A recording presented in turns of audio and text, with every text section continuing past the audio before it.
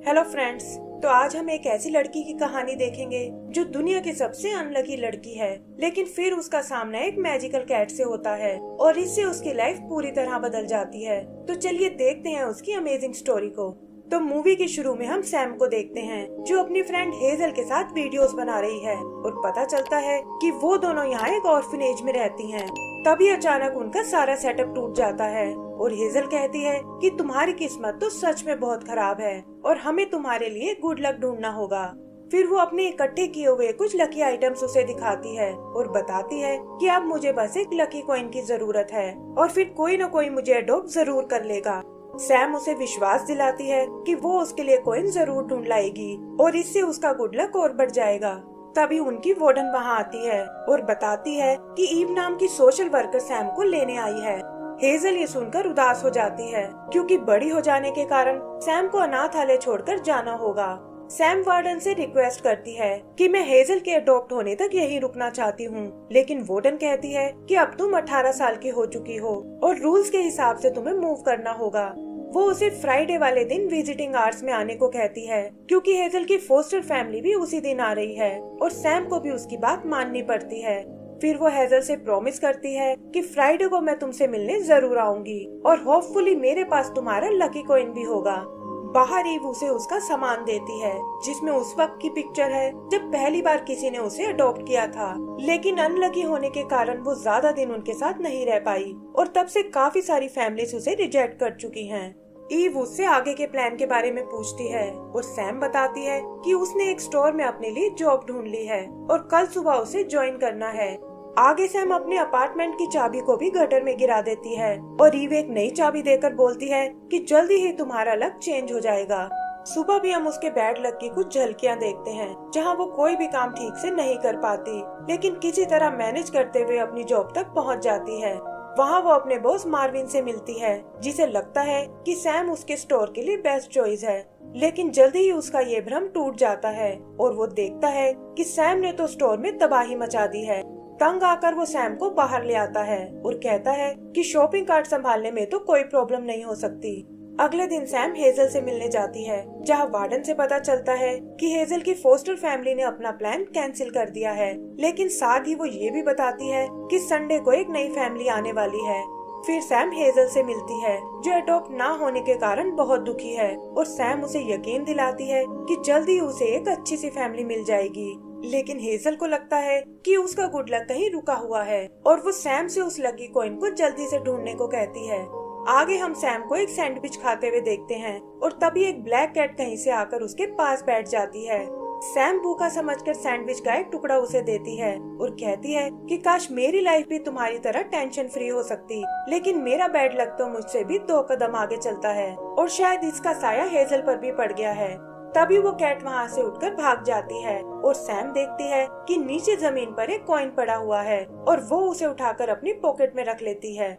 सुबह आँख खुलने पर वो देखती है कि आज उसके सारे काम अच्छे से हो रहे हैं, जैसे होमवर्क अपलोड होना, मैचिंग सॉक्स मिलना और यहाँ तक कि उसका शावर भी काम कर रहा है। तभी उसकी पॉकेट से वो कॉइन निकल कर गिरता है जिस पर अजीब से डिजाइन बने हुए हैं और उसे लगता है कि शायद ये कोई लकी कॉइन है।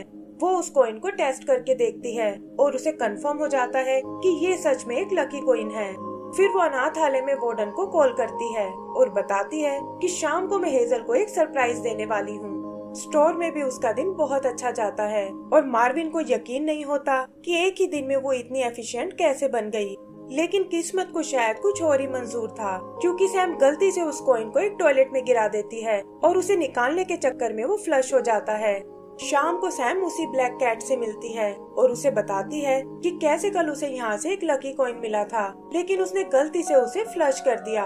ये सुनकर वो कैट चौंक जाती है और कहती है कि ये आखिर तुमने क्या कर दिया।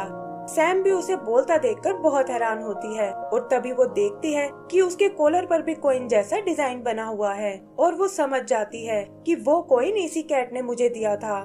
वो कैट से वैसा ही एक और कॉइन देने को कहती है, लेकिन देखती है कि कैट तो उससे डरकर भाग रही है। वो भी उसका पीछा करती है, लेकिन बहुत कोशिश करने पर भी कैट उसके हाथ नहीं आती और इससे सैम उदास हो जाती है। तभी उसे कुछ आवाज सुनाई देती है और वो देखती है कि पीछे गली में वो कैट बैठी हुई है जो एक पोर्टल खोलकर उसमें कूद जाती है। सैम को ये सब थोड़ा अजीब लगता है, लेकिन कॉइन लेने के चक्कर में वो भी उसके पीछे उस पोर्टल में चली जाती है और वो उसे एक दूसरी दुनिया में ले आता है। कैट उसे वहाँ देखकर डर जाती है और कहती है कि एक इंसान को यहाँ नहीं आना चाहिए था।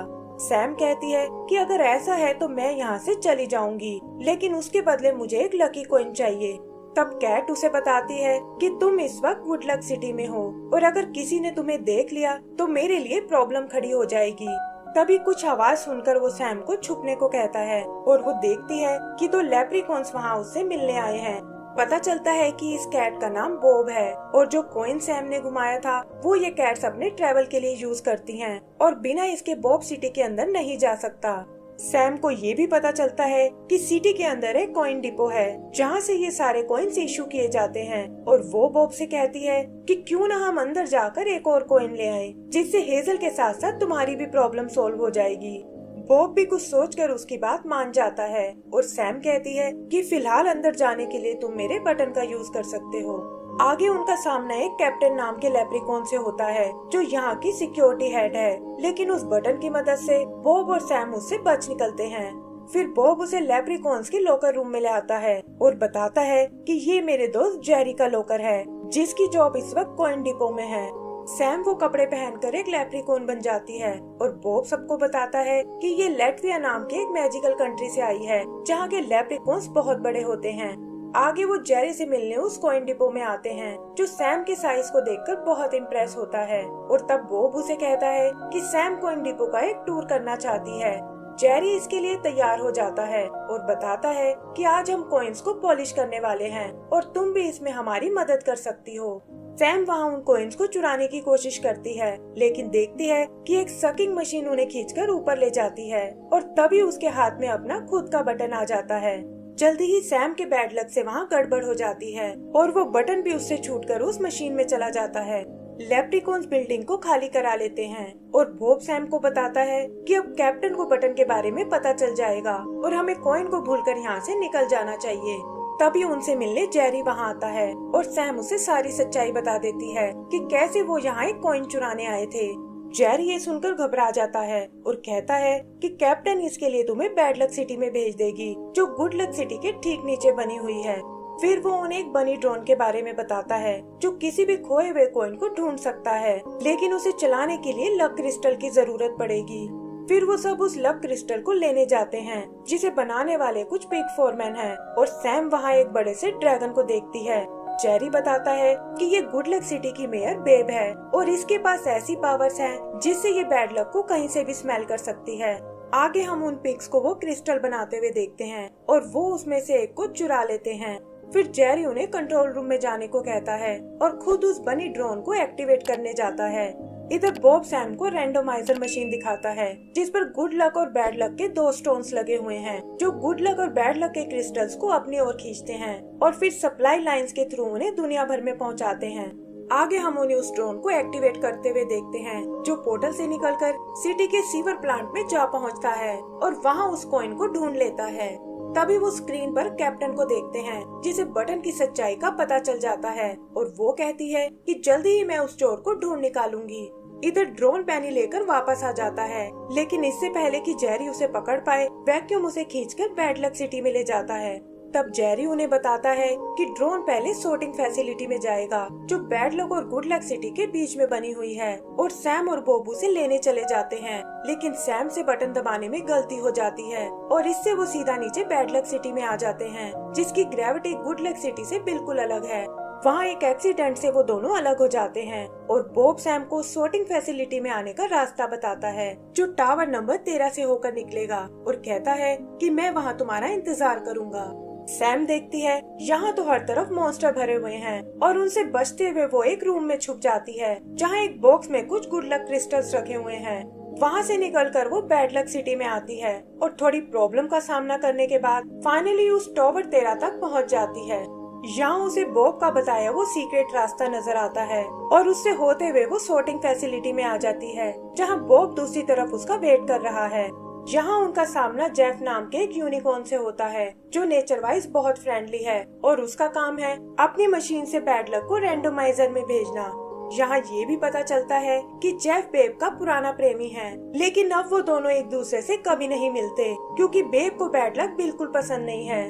फिर जेफ उन्हें उनका ड्रोन वापस करता है, लेकिन बताता है कि कॉइन को तो मैंने कॉइन डिपो में भेज दिया है ताकि उसकी अच्छे से सफाई हो सके। बॉब को लगता है कि अब उन्हें कैप्टन से कोई नहीं बचा सकता, और तब सैम उसे अपना आइडिया बताती है कि वो बैड लक क्रिस्टल लेकर बेब से मिलने जाएगी और हो सकता है कि वो मदद करने के लिए उसे एक लकी कॉइन दे दे। बेब भी इस अनोखी लेप्रिकॉन को देखकर बहुत इम्प्रेस होती है, लेकिन देखती है कि उसके पैर में तो एक बैड लक क्रिस्टल चिपका हुआ है जिसका असर काफी दिन तक रहता है। सैम भी अनलकी होने की एक्टिंग करती है और जैसा कि उसने सोचा था, बेब उसे अपना एक लकी कॉइन देती है और कहती है कि ये तुम्हारे बैड लक को खत्म कर देगा।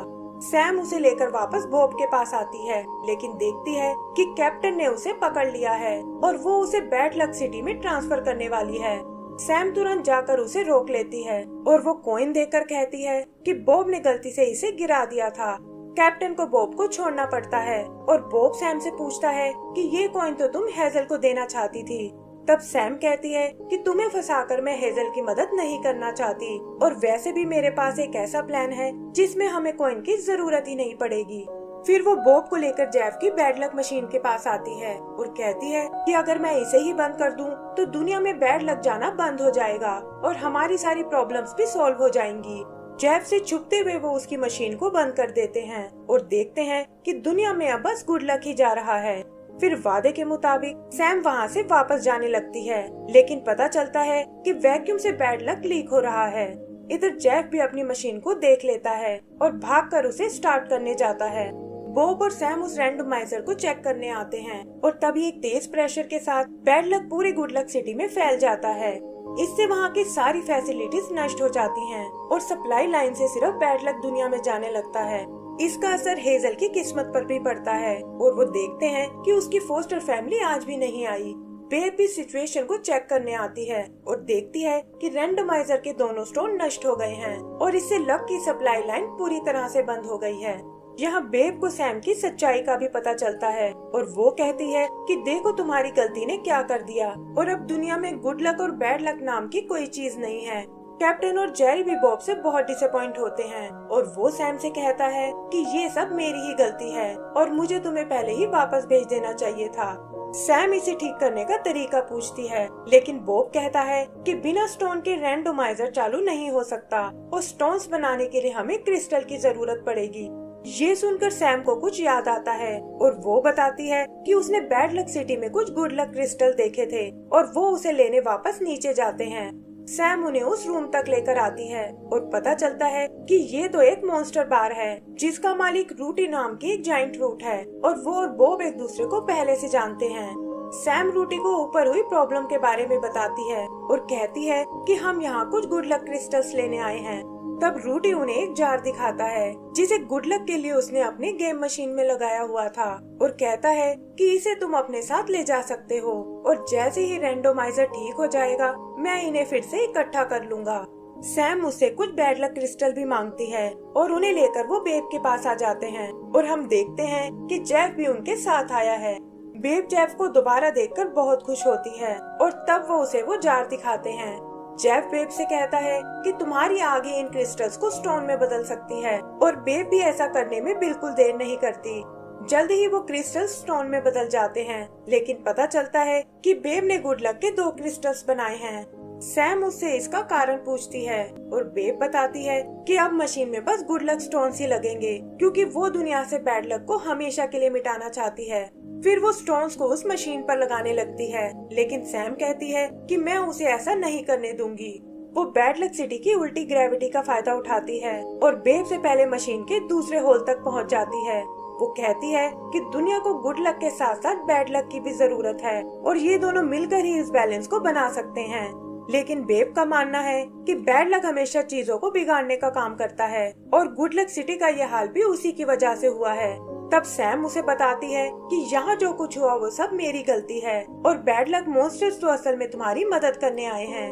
फिर वो बेब को जेफ की याद दिलाती है कि कैसे वो हमेशा से उसे बहुत प्यार करता है और बेब भी उसकी बात समझ जाती है। आगे वो बैड लक स्टोन को उसकी जगह पर लगाते हैं और इससे रैंडमाइजर फिर से एक्टिवेट हो जाता है। उसकी पावर जल्दी ही लक के बैलेंस को रिस्टोर कर देती है और वहाँ सब कुछ पहले जैसा हो जाता है। सप्लाई लाइंस भी फिर से शुरू हो जाती हैं और सैम देखती है कि हेजल को भी फाइनली एक फैमिली ने अडॉप्ट कर लिया है। आगे वो सब बेब के साथ उस मॉन्स्टर बार में आते हैं और रूटी को वो गुड लक स्टोन गिफ्ट करते हैं।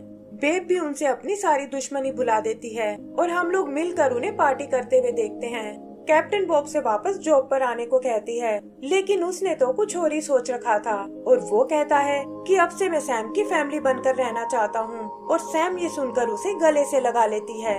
आगे का सीन 1 साल बाद का है जहाँ सैम ने अपने बैड लक को एक्सेप्ट कर लिया है और फिर वो बॉब को लेकर हेजल से मिलने जाती है। एंड सीन में हम उन तीनों को मस्ती करते हुए देखते हैं और इसी के साथ हमारी ये मूवी खत्म हो जाती है। तो दोस्तों, अगर आपको ये मूवी पसंद आई हो तो प्लीज हमें लाइक एंड सब्सक्राइब करना ना भूलें। Thank you.